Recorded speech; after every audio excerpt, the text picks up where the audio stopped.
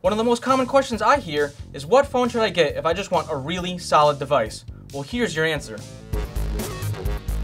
At Tom's Guide and Perch Labs, we test and review some of the hottest phones to help you find the right one for your needs and budget. Starting at $479, the OnePlus 5 costs between $150 and $200 less than your typical flagship phone, but you won't be trading out on specs. The base model comes with 6 gigs of RAM, 64 gigs of storage, and has a Qualcomm Snapdragon 835 processor. If you move up to the $539 premium model, you'll get 8 gigs of RAM and 128 gigs of storage, something that makes a lot of laptops look pretty silly. So that means you get best-in-class performance, and you also get a really good display.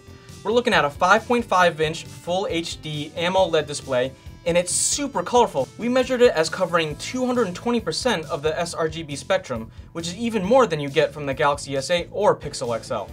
While the OnePlus 5 might not have curvy glass sides or some of those gimmicky squeezable sensors, it's still got a really solid design.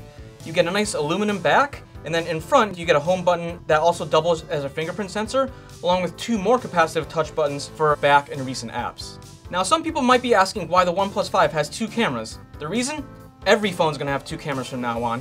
So the main camera is a 16 megapixel sensor, and then the other one is a 20 megapixel sensor with a 2x optical zoom. That gives you the freedom to do that shallow depth of field like you get on a big DSLR or mirrorless camera, and it also gives you a nice optical zoom for when you want to get a little bit more reach.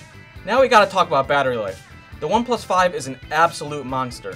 It lasted 13 hours and 6 minutes on our battery test, which is good enough to land it at number 3 on our list of longest lasting smartphones. And then obviously when your phone runs down, you still get OnePlus's dash charging system, which took me from 0 to 60% battery in just 15 minutes. That's awesome. So are there any drawbacks to OnePlus 5? Yeah, there's a couple.